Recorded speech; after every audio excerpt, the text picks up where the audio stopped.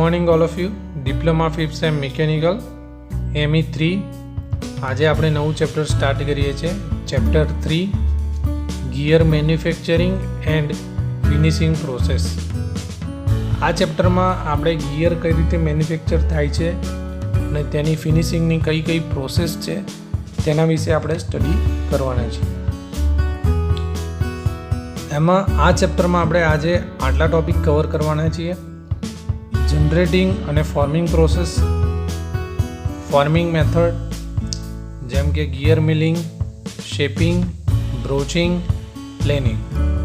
Generating method gear shaping, gear hobbing, gear cutting, gear finishing. Gear ફિનિશિંગમાં gear shaving, lapping, grinding, honing. આ topic જે છે એ બધા આપણે આ ચેપ્ટરમાં કવર કરવાના છીએ.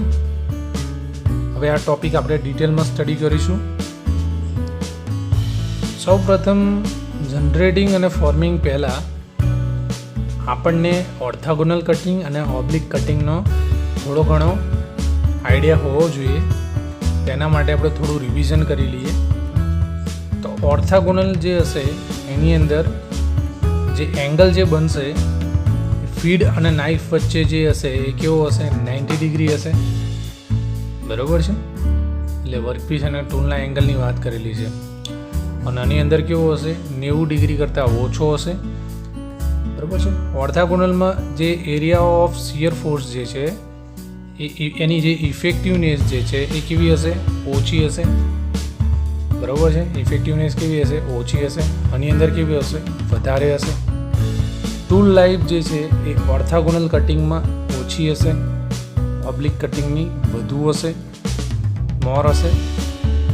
MRR એટલે કે મેટલ રિમૂવિંગ રેટ જે છે ઓર્થોગોનલનો ઓછો હશે, ઓબ્લિક કટિંગમાં વધારે હશે.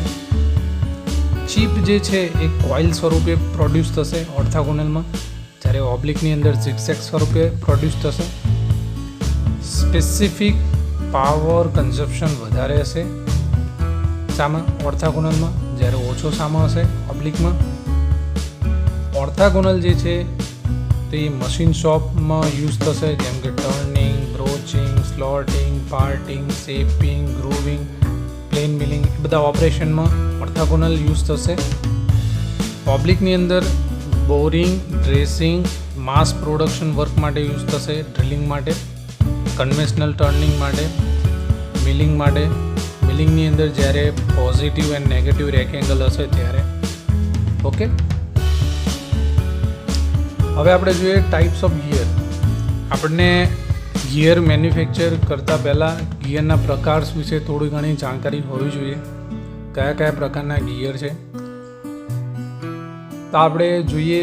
બેઝિક કયા કયા ટાઈપ છે ગિયરના: spur gear, helical gear, herringbone gear, rack and pinion gear, worm gear, double helical gear, cross helical gear, straight bevel gear and spiral gear. આ બધા ગિયરના બેઝિક મેઇન ટાઈપ્સ છે. આમ તો ગિયરનું ક્લાસિફિકેશન કરવું હોય તો ઘણું મોટું છે, પણ અત્યારે આપણે એની જરૂર નથી. આ ચેપ્ટર્સની અંદર આ ચેપ્ટર્સમાં આપણે ગિયર મેન્યુફેક્ચરિંગ મેથડ્સ વિશે ભણવાનું છે. ઓકે, તો આપણે ફોકસ એ બાજુ રાખીશું. હવે જોઈએ જનરેટિંગ અને ફોર્મિંગ પ્રોસેસ. ઓકે, તેની અંદર બેઝિકલી પહેલાં ગિયર મેન્યુફેક્ચરિંગ આપણે 3 રીતે કરીએ છીએ. એક છે મશીનિંગ પ્રોસેસ, બીજું છે કાસ્ટિંગ પ્રોસેસ, ત્રીજું છે forming process.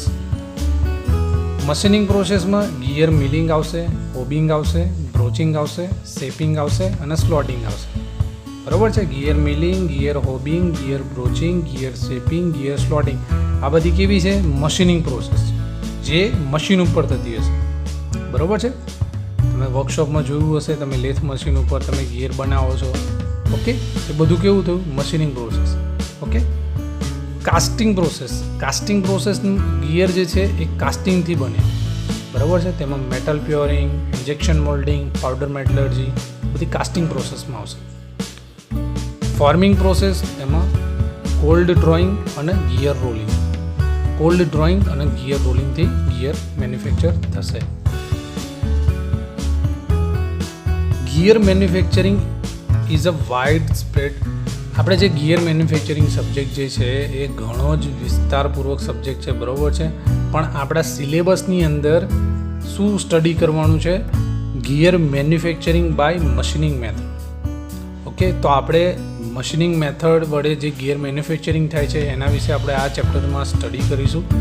Okay, basically two main principle are used for machining or cutting gear. Okay, અગાઉ ચર્ચા કરી એ પ્રમાણે બે જ પ્રિન્સિપલ છે, ગિયર જનરેટિંગ અને ગિયર ફોર્મિંગ. ઓકે, હવે ગિયર જનરેટિંગ વિશે ડિસ્કસ કરીએ. તો ગિયર જનરેટિંગ શું છે? Cutting tool shape is not seen on the profile of manufactured workpiece. Okay, manufactured workpiece profile is done by removing the cutting tool edge on certain fixed part of particular speed. Okay, operation carry out by single point cutting tool on lathe. આ generating જે છે બરાબર છે, પણ આપણે શાની વાત કરીએ છીએ? મશીનિંગની વાત કરીએ છીએ. Gear manufacturing by machining. તો એ શાના ઉપર થશે? શાના ઉપર થશે? ડિફરન્ટ ટાઈપ્સ ઓફ મશીન ઉપર થશે. હવે આપણે લેથ મશીનની વાત કરીએ તો એની અંદર આપણે કયું ટૂલ યુઝ કરીએ છીએ? સિંગલ પોઈન્ટ ટૂલ યુઝ કરીએ છીએ. ઓકે, તેના એક્ઝામ્પલ છે plane turning, taper turning, thread turning.